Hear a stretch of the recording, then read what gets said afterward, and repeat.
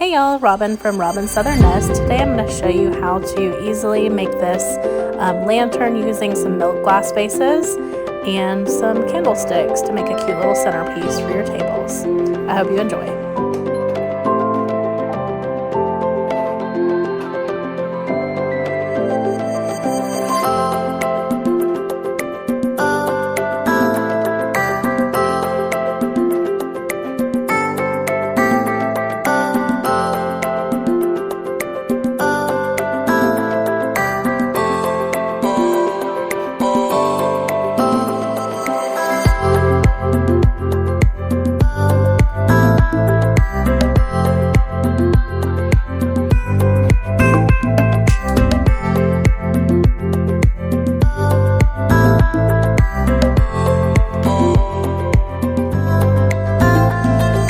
Thank y'all so much for flying by. You can catch more details on my blog at robynsouthernnest.com.